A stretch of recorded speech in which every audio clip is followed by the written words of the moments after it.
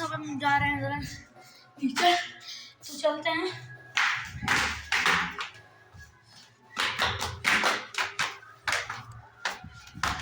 चलते हैं भाई, आपको रास्ते में टाइम लैप्स दिखाते रहेंगे।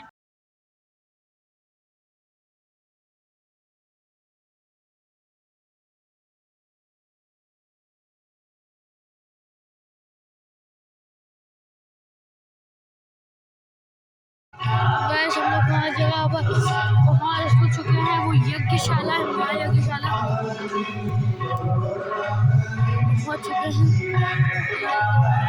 ये रोड बनने इसलिए थोड़ा रास्ता खराब है, पहुँच ही गए हैं।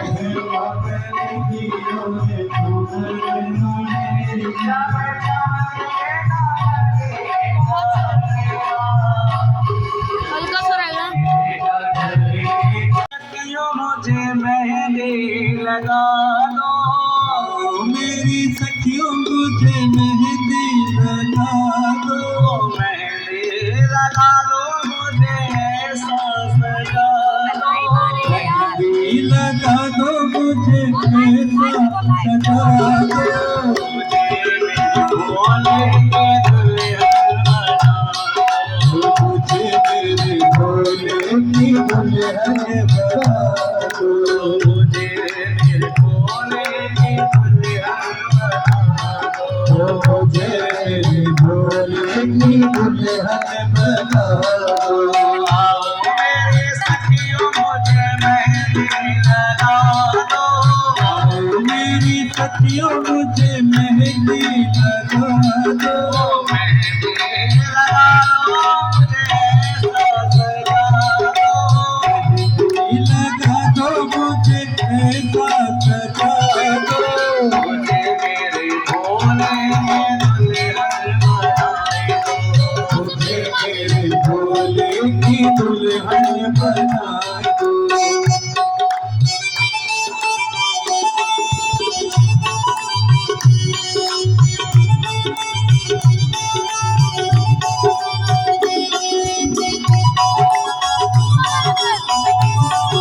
उमा महेश्वर भगवान के जय हो।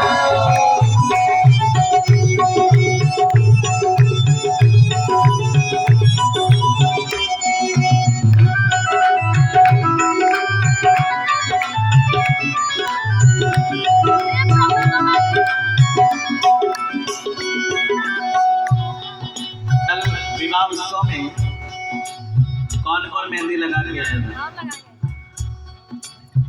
और जो भी मेहंदी लगा कर आए थे भाव से कहे ना, भगवान शिव के चरणों का ध्यान करके, मैंने मेहंदी रचाई है शिव नाम की, मैंने मेहंदी रचाई है शिव नाम की, मैंने मेहंदी रचाई है शिव नाम की, मेहंदी रचाई है शिव नाम की।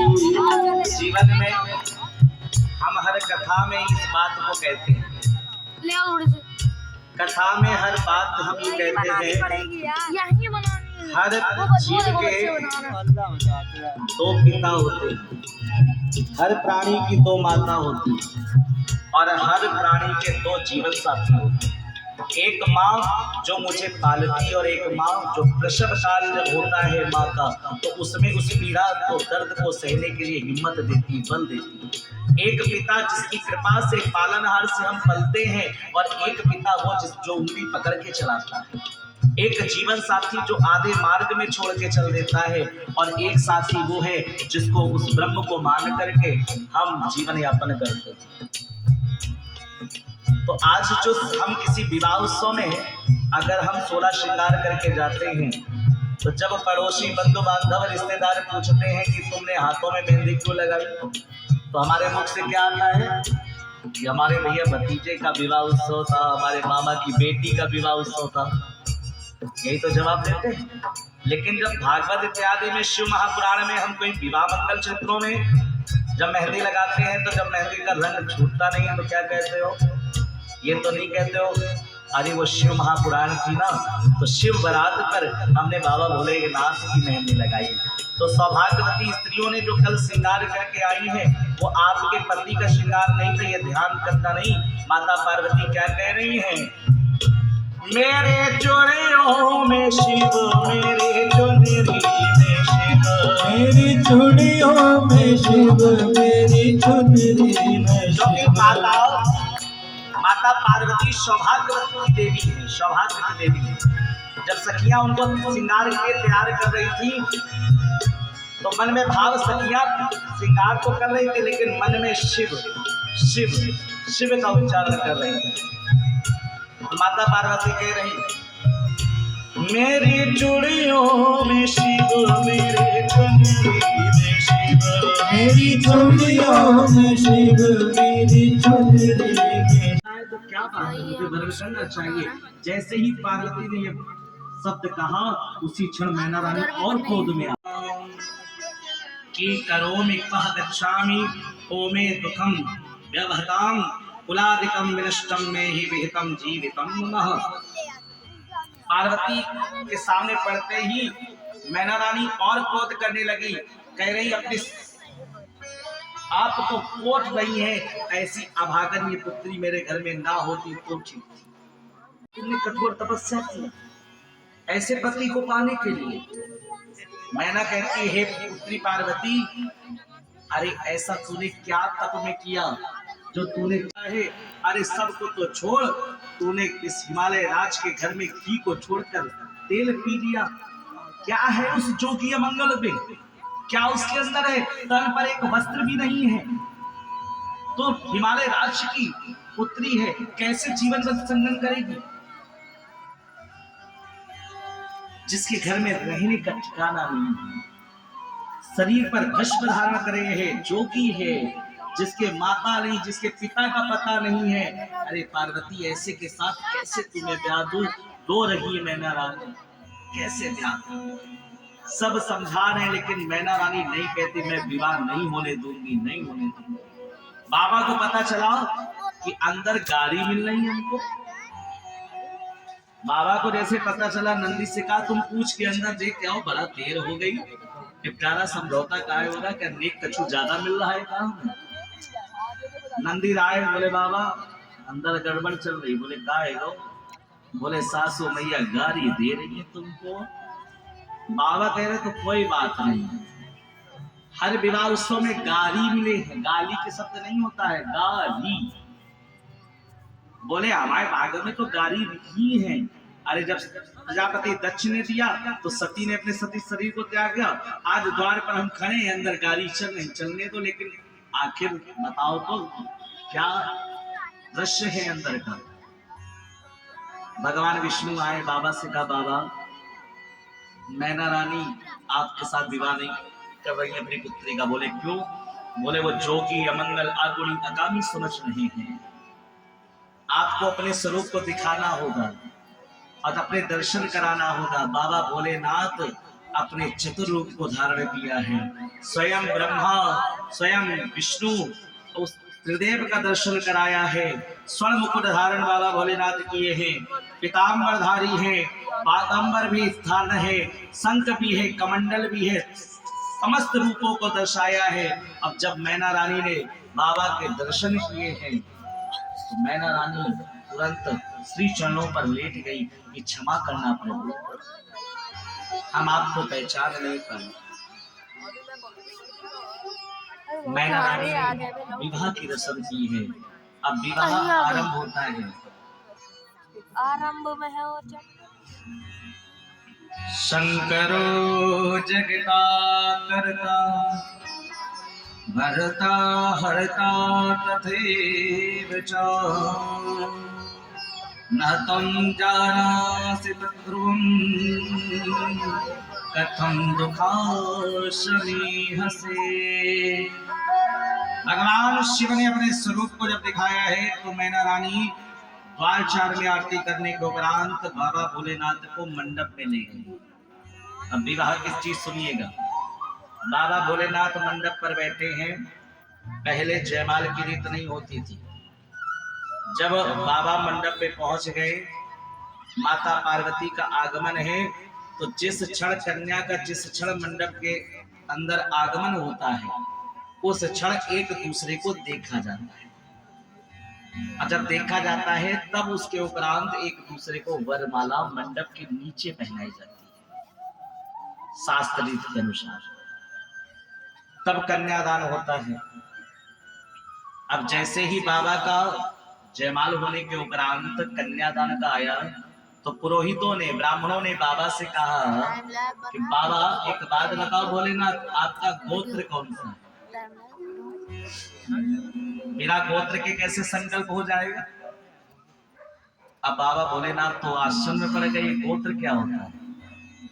ब्रह्मा जी बगल में बैठे, बोले कि हमारे तो ना पिता है ना माता है, हम अंत के देवता हैं, हम गोत्र कौन बताने वाला बैठेगा?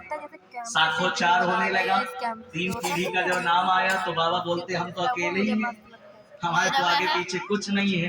बगल से उतारा, नंदी से पूछा ये रिश्तेदार है, इनसे पूछ लो, गणेश से कहा कर तुम बताओ कि क्या कह रहे हैं? अद्भुत है भोलेनाथ, सरल भाव है भोलेनाथ का। ब्राह्मण कह रहे हैं कि साखों चार 3 पीढ़ी करा, बोले आखिरी पीढ़ी नहीं है तो पीढ़ी का शुरुआत हो गई। तुम लोग की जो सबसे ऊपर ही परत होती है, ब्राह्मण मुस्कुराए, पहले वाले ब्रह्मा जी के सामने शिव जी का विवाह हुआ। देखो कितना मोटा सारे शिव गण इत्यादि इंद्र बाबा भोलेनाथ की जय जयकार करने लगे। स्वयं वही होगा 3-4 इधर बाबा भोलेनाथ का मंडप पे विवाह हो रहा, 3-4 हजार का नॉर्मल उधर जाकर के सारे बाराती खाने लगे। अब सुनिएगा, बाराती विचरण करना है, भोजन करना है। 30 जैसे ही सारे बाराती भाई ये देखो, ये ट्राइपॉड भोजन करने लगे, मेरा ट्राइपॉड और इसकी ट्राइपॉड, मैना रानी के द्वार का भोजन खत्म हो गया। में कुछ है? भूत प्रेत थे, बड़े बड़े पतीले सटकाए जा रहे। अब अंदर तो आधे बाराती खाए रहे और आधे तो बचे पड़े। हलवाई भी परेशान है लोग कि भैया पहले बताते कि 100 बाराती आते, यहाँ तो करोड़ों की बाबा कह रहा है गिनती 66। बड़े बड़े तस्मई खीर खाए जा रहे हैं। नारद जी को मैना रानी पकड़ ले गई, भैया समझाओ, हम 72 हैं। बोले हमारी तो इज्जत जा रही है। तुमको जी समझाने हम लड़की वाले ने बोले कहाँ भयो? बोले बड़े बड़े पतीला तो खाई जा रही है, भूत प्रेत के तुम्हारे साथ गड़ चली है, और आधे तो बेचारे लाइन लगाई खड़े, और क्या बेइज्जती है रही हमारी। नारद जी ने देखा, अरे हाँ, तो बोले जैसे ही तुम आए होगे 8वें स्थान, पूरी कचौड़ी आवे और एक ही आवे और छपाक से पूरा खत्म, डकार ले, 8वें 9वें और बोले और देव। इधर बाबा फेरे ले रहे हैं, उधर बवाल पीछे चल रहा। नारद जी बेचारे पीड़ा लेके कभी इधर दौड़े कभी उधर। अब नारद जी परेशान है गए, बहुत समझाया गणों को कि अरे जो प्रसाद मिल जाए भक्षण करो, लेकिन कहते नहीं, हम तो बाराती बन के आए हैं, क्योंकि जीवन में बारात वाले बाराती शब्द जो होता है ना, मैं जीवन में देखता हूँ जब बाराती वाले ऐसे जाते हैं लड़की वाले के द्वार पर जैसे ये कंप्यूटर द्वारा पैदा है। मानवता द्वार पर जाकर भूल जाते हैं बाराती।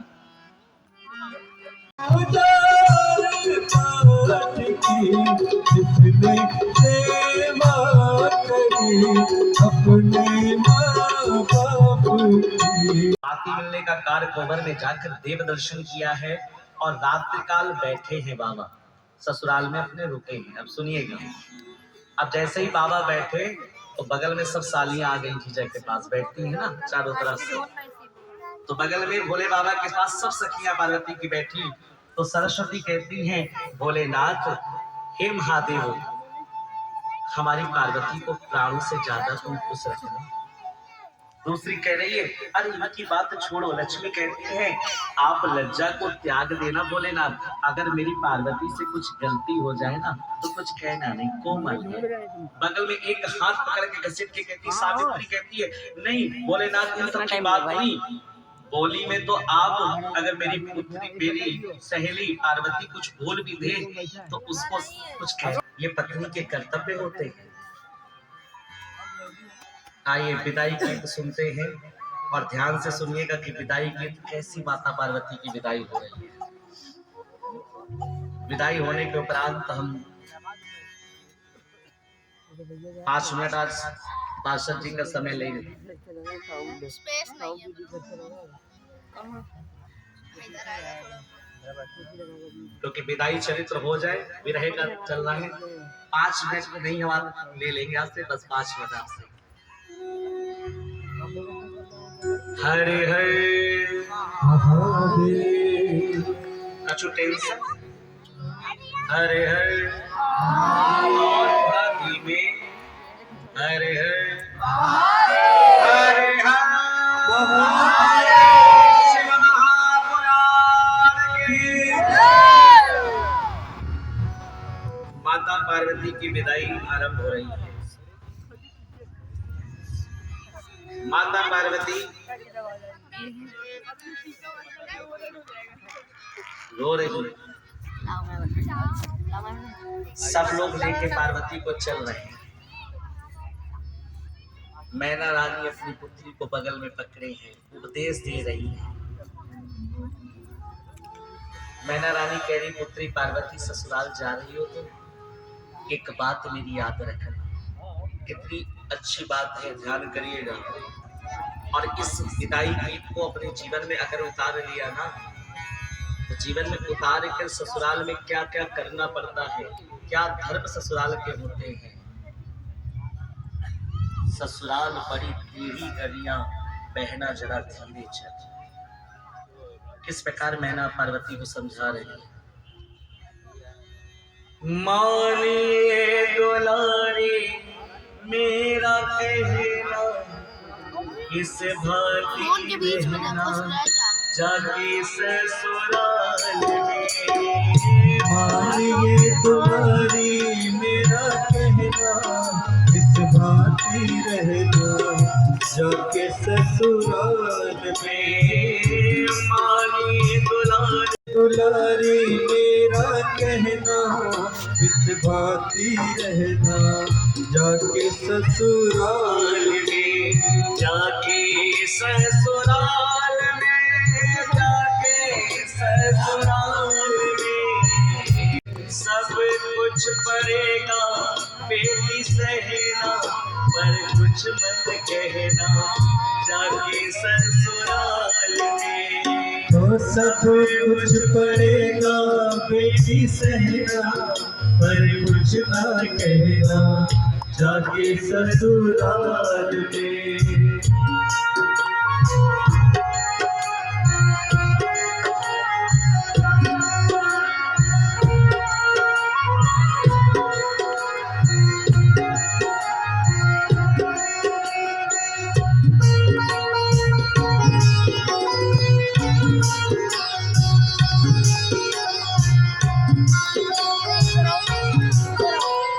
माता पार्वती की विदाई हो रही है। जीवन में विवाह का एक ऐसा दृश्य भी आता है जहाँ पर तैयारियां खुशियों से होती है, पूरी रात खुशियों से, लेकिन उस क्षण मन टूट जाता है जब कन्यादान के उपरांत पिता अपनी बेटी के चरणों में सिर रख देता है। ना चाह कर भी, कितनी भी कठोर अगर स्त्री होगी उसके भी आंसू गिर जाते हैं। आज बेटी पार्वती की विदाई मैया की हो रही है। छोड़ के चली है बेटी बाबुल का नैना, छोड़ के चली है बेटी बाबुल का नैना, छोड़ के चली है बेटी बाबुल का नैना, छोड़ के चली है बेटी बाबुल का नैना। संग की सहेली तेरी जाए तेरे संग ना, संग की सहेली तेरी सारी सखियां रो रही है। मैना रानी समझ के गाना पड़ेगा पार्वती। संग की सहेली तेरी जाए तेरे संग ना, संग की सहेली तेरी जाए तेरे संग ना।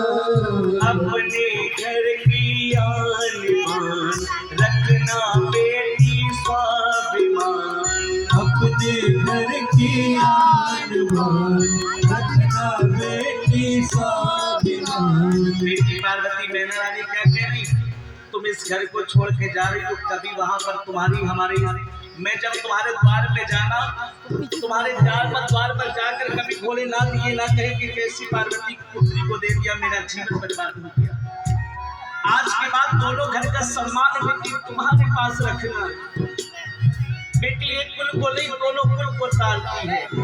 मैना रानी कह रही है, अपने घर का आन बान रखना बेटी स्वाभिमान, अपने घर की आन बान रखना बेटी स्वाभिमान। बोले ना मधुर जैसे मैना, इस भांति रहना जाके ससुराल में। बोले ना मधुर जैसे मैना, इस भांति रहना जाके ससुराल में। मानिए दुलारे मेरा कहना, इस भांति रहना जाके ससुराल में। मानिए दुलारी मेरा कहना, इस भांति रहना जाके ससुराल में।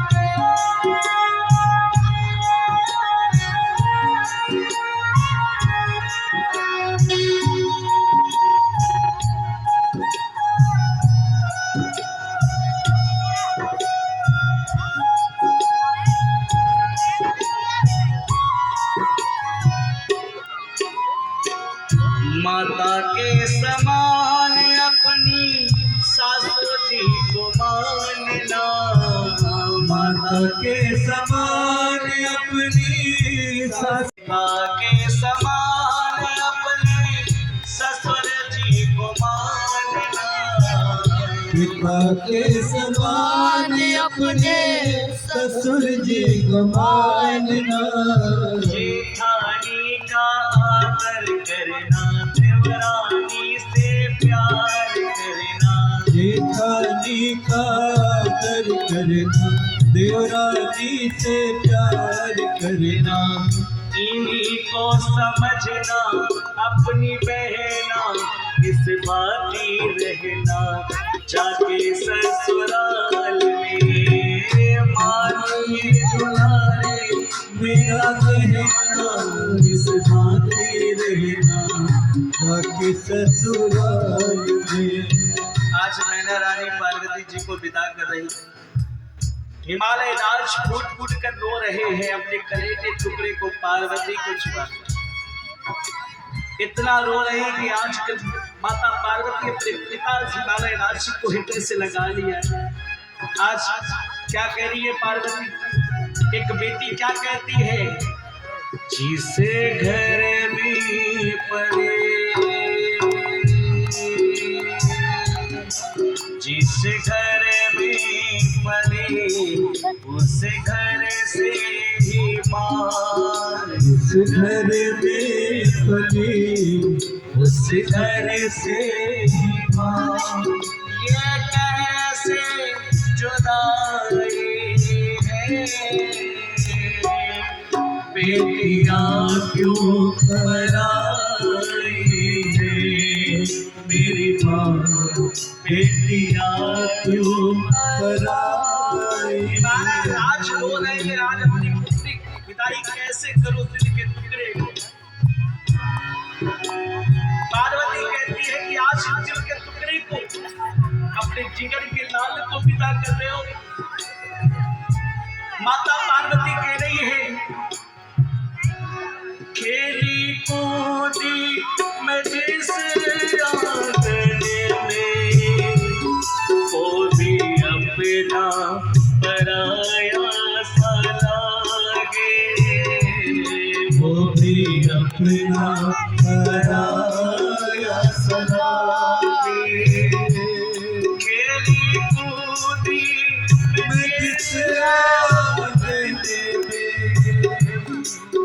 भी अपना पराया सा लागे, वो भी अपना पराया सा लागे। ऐसा दर्द क्यों है भैया, जोर किसका चलाए इसके आगे, जोर किसका चलाए इसके आगे। एक को घर दिया,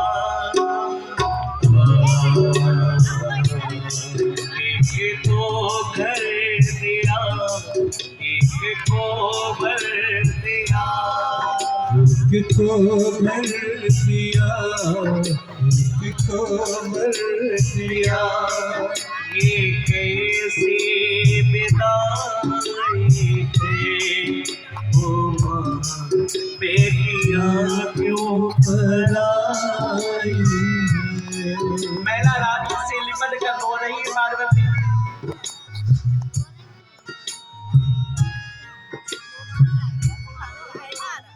हिमालय राज से लिपट कर रोना। बेटियां होती हैं, अगर बेटी मुख से कुछ निकाल दे तो पिता जान लुटा देता।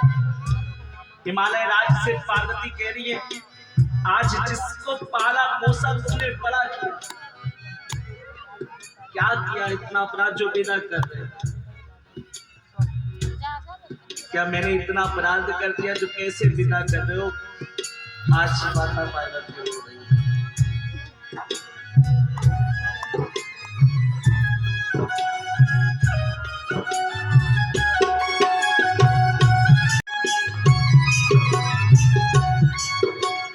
बाबुल का ये घर बहना,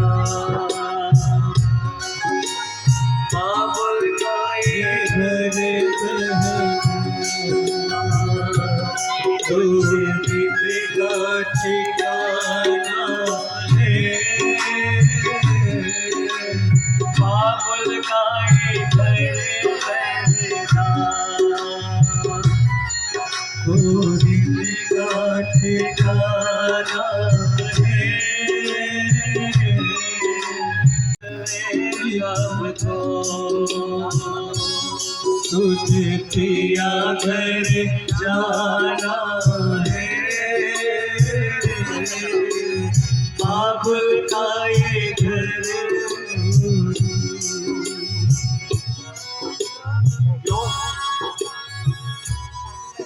पार्वती रो रही है, द्वार तक पहुंची। जैसे बात बोले मैना रानी कहती है, उपदेश दे रही हो पार्वती। कभी कभी सांस तेरे कड़वे वचन बोलेगी, कभी कभी सांस तेरे कड़वे वचन बोलेगी, कभी कभी सांस तेरे कड़वे वचन बोलेगी, कभी कभी सांस तेरी कड़वे वचन बोलेगी। मारे मारे ताने तेरे हृदय को बिचोलेगी, मारे मारे ताने तेरे हृदय को बिचोलेगी। अगर जाकर पार्वती कुछ कह दे तेरी सास, अगर तुझे कुछ कह दे तो कुछ जवाब मत देना। मैं जानती हूँ पराए धन को अपनाना, पराए खून को अपनाना ये बहुत बड़ी बात है, बहुत बड़ी बात होती है। पराई बेटी को अपना बनाना जिगर होना चाहिए।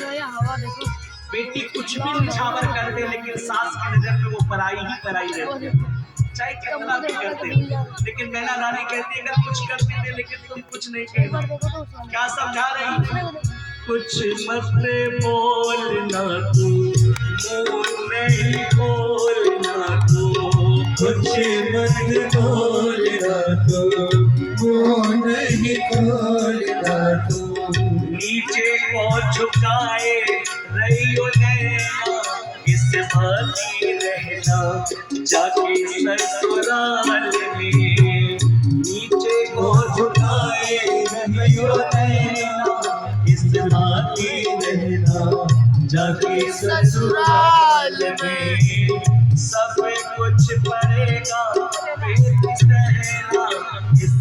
भाती रहना जाके ससुराल में। सब कुछ पड़ेगा बेटी सहना, इस भाती रहना जाके ससुराल में।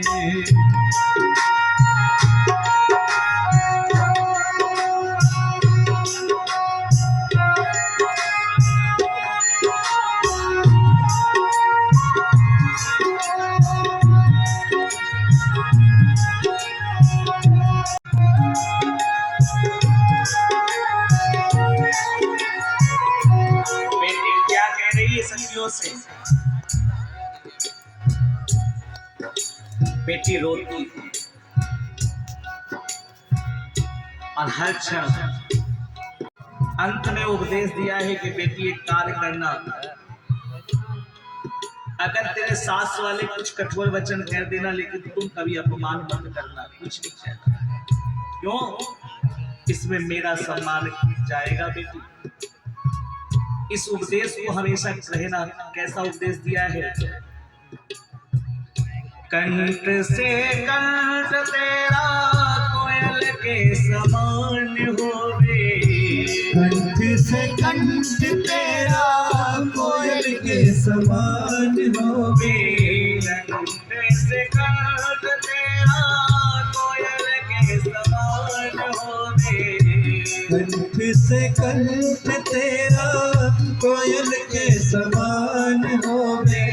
होठों की लाली तेरी मधुर मुस्कान होवे, होठों की लाली तेरे मधुर मुस्कान होवे।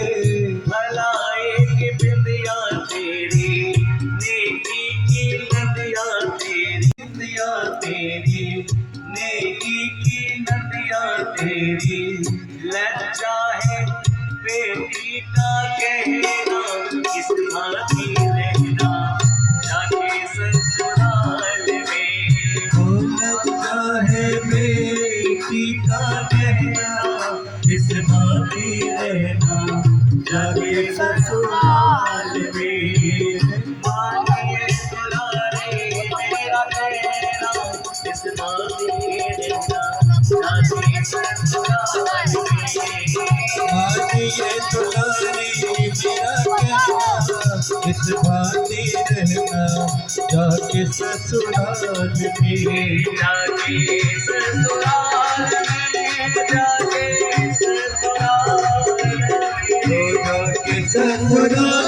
में, जाके ससुराल में, जाके ससुराल में।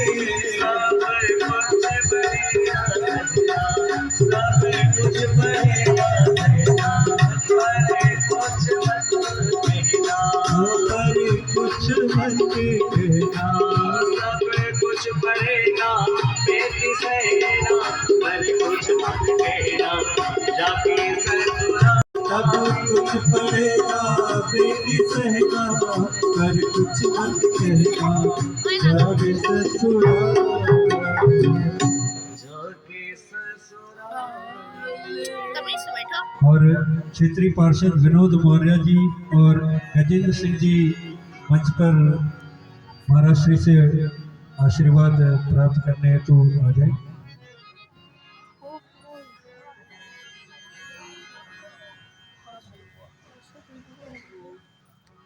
हर हर महादेव। अबे ये तो स्कूल में चुका है।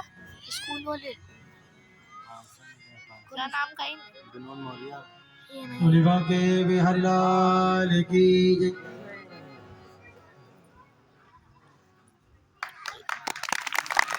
जोरदार ताली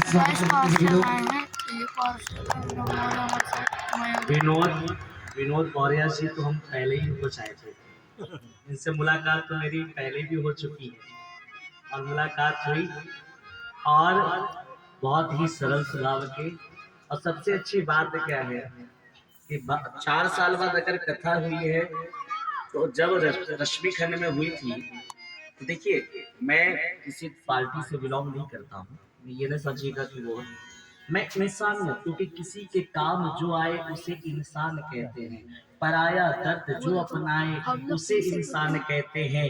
ये भरन तो दुनिया का पशु भी पेट भरते हैं, जो बंदा बांट कर खाए उसे इंसान। कहाँ सामने बैठा ओए ओए उसको नहीं दो। लेकिन सबसे अच्छी बात है मौर्य पीछे लगा, और मौर्य शब्द समझते हैं?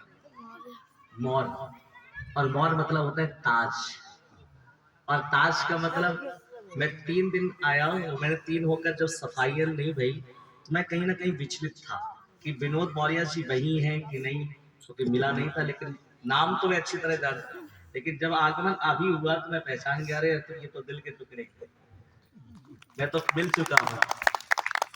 तो 3 दिन से जब सफाई नहीं हो रही थी तो कितना बड़ा कार्य हो रहा है, भक्त हो रहा है, तो मेरा एक ये भाव रहता है कि कहीं भी कार्यक्रम हो तो वहां सफाई इत्यादि का कार्य होना चाहिए, क्योंकि वो कार्य परम पिता परमेश्वर का है।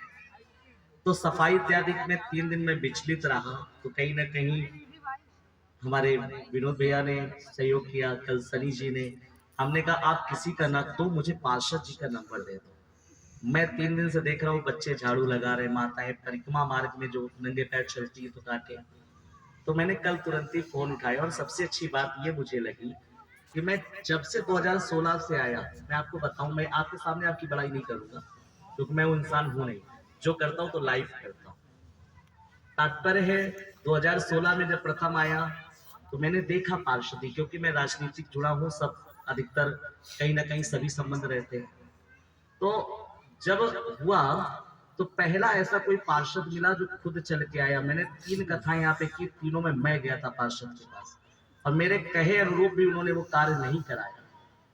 मैं आपको बताऊं, मैं खुद गया था उनसे मिलने, और किस लिए गया था, यहाँ नहीं सफाई का कार्य करने गया था कि सफाई इत्यादि का काम, लेकिन जो पार्क जैसा था वैसे ही था। लेकिन मुझे खुशी है, पार्क से लेना देना नहीं, मैं किसी से मतलब नहीं, मैं तो 10 दिन का मेहमान हूँ, सब प्यारे हैं मेरे।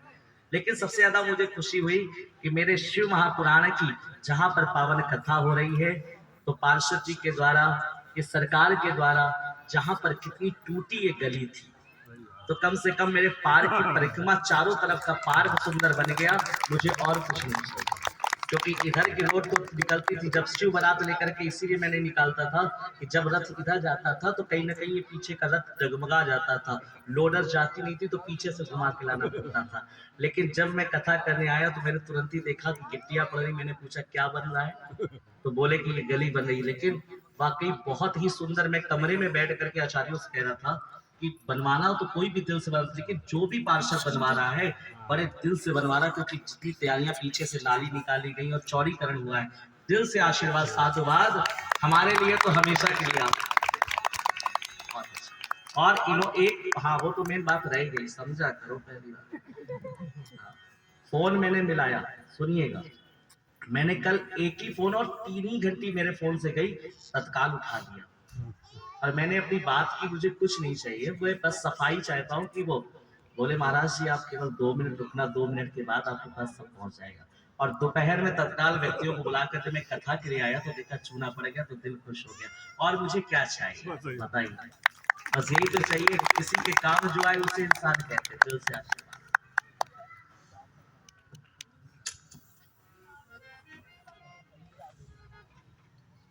हरे हरे महादेव। माता पार्वती जी की विदाई। बाकी बिहारी लाल की सभी लोग जोर से जयकारा लगाएंगे। इस प्रकार से जयकारा लगाएं क्योंकि देखो जाग तो रहे हो लेकिन जागरूक भी होना पड़ेगा। जागने वाला जयकारा लगाना है या जागरूक वाला? अभी आप सोचे कौन सा लगाएंगे, जागने वाला या जागरूक वाला? जागरूक। हाँ। तो एक बार बड़े प्रेम से बोले बोल बाकी बिहारी लाल की भोलेनाथ की। ये बड़ी सुंदर आपके लिए सूचना है क्योंकि बड़ी सुंदर पावन कथा महाराज श्री की चल रही है। बीच में थोड़ा कथा को मैंने विश्राम दिलवाया है क्योंकि एक विशेष सूचना आप सभी को बतानी है क्योंकि आप पांडाल में बैठे हो, लाइटिंग लगी है, कथा चल रही है, लाइव टेलीकास्ट हो रहा है, मधुर मधुर भजनों का भी आप लोग आनंद ले रहे हैं। कथा का दिव्य आनंद महाराज श्री के द्वारा आपको मिल रहा है। ये सारी वस्तु हमें मिल रही है, हमें कुछ मिल ही तो रहा है, हमारा जात तो कुछ नहीं रहा है। अभी हम केवल ले रहे हैं। लेकिन एक बात ध्यान रखिए, संसार में हमेशा आप कहीं भी जाएं तो हर चीज का शुल्क होता है कि नहीं? आप किसी भी दुकान पर चले जाइए, कहीं चले जाइए, हर वस्तु का एक शुल्क होता है। लेकिन एक ठाकुर जी का नाम ही ऐसा है जो आपको निःशुल्क मिल जाता है, कोई शुल्क नहीं, निःशुल्क ठाकुर जी का नाम, और वो भी 1 घंटे के लिए नहीं, 4 घंटे 5 घंटे, और बड़े प्रेम से मधुर आनंद के साथ आप लोग यहाँ बैठ करके रसपान कर रहे हैं।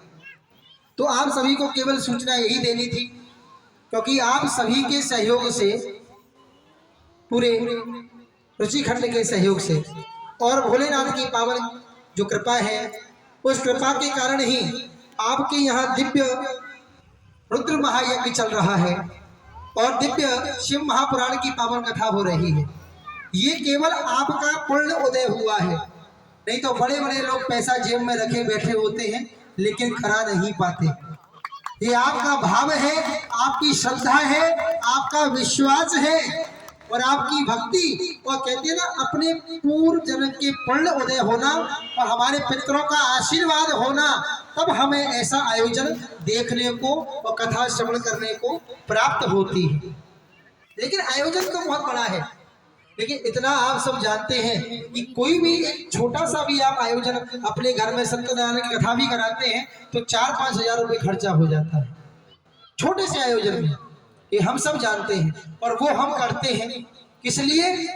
केवल थोड़ा सा 2 घंटे की पूजा पाठ हमने किया, 4-5 हजार रुपये हमारा खर्च हुआ, इसलिए पुण्य अर्जित करने के लिए, अपने जीवन में पुण्य अर्जित करना, धार्मिकता का प्रवेश कराना और अपने परिवार को संस्कारी बनाना, केवल इसलिए तो करते हैं ना, और कोई तो हमारा मतलब नहीं होता। लेकिन यहाँ जो इतना बड़ा आयोजन चल रहा है, ये किसी एक व्यक्ति को संस्कार देने के लिए नहीं, किसी एक परिवार को बदलने के लिए नहीं, पूरे नगर को बदलने के लिए इतना बड़ा आयोजन चल रहा है, इससे कि पूरे नगर के बच्चे बच्चे का संस्कार बदले, आपका घर परिवार बदले, आपकी धार्मिकता, आपकी सोच बदले और धीरे धीरे आपका पूरा शहर बदल जाए। केवल यही लक्ष्य लेकर के पूज्य महाराज श्री आपके मध्य पधारे। रुद्र महायज्ञ, जिस यज्ञ को कराने के लिए महाराज बहुत बड़ा खर्चा होता है, तारीखें लेनी पड़ती हैं, मुहूर्त निकालना पड़ता है, फिर भी लोग जल्दी से नहीं करा पाते। आपको सहज में प्राप्त हो गया। शिव महापुराण की 9 दिवसीय पावन कथा सहज में आपको प्राप्त हो गई। लेकिन एक बात विशेष ध्यान रखिए, शास्त्र कहता है कि हम किसी यज्ञ में जा रहे हैं, किसी अनुष्ठान में जा रहे हैं, किसी कथा में जा रहे हैं, तो हमें वहाँ दान अवश्य करना चाहिए, क्योंकि जब तक हम अपनी जेब से दान नहीं निकालते तो वो यज्ञ का, उस कथा का फल हमें प्राप्त नहीं होता। ये सत्य बात है, ये आप भी जानते हैं। इतना बड़ा आयोजन आप देख रहे हैं, महाराज श्री ने इतना बड़ा आयोजन यहाँ आपके विश्वास पर, आपकी बात पर, आपके विश्वास पर, आपकी भक्ति को देख करके इतना बड़ा आयोजन आपके यहाँ रखा है। अब आप ये सोच रहे होंगे कि आयोजन तो इतना बड़ा है, इसका खर्चा क्या है? भैया, हर आयोजन का एक खर्च होता है, हर आयोजन का एक टारगेट होता है, हर आयोजन में एक शुल्क होता है, क्योंकि आपका परिवार कुशल रहे, ठाकुर जी की आप पर कृपा रहे। और देखिए, आप सक्षम नहीं है ऐसा तो हो नहीं सकता, हर व्यक्ति आज की डेट में सक्षम है। हर व्यक्ति एक छोटी सी राशि अपनी जेब से दान कर सकता है कथा के लिए, जिससे कि ये संपूर्ण जो तैयारियां हैं ये पूर्ण रूप से सफलता की ओर पहुंचे। हर व्यक्ति कर सकता है। यदि आप सक्षम नहीं हैं तो आप सामने वाले को सक्षम बनाएं, अपने परिवार वालों को, अपने बंधु बांधवों को, अपने रिश्तेदारों को, अपने पड़ोसियों को जागरूक करें, जागरूकता लाएं।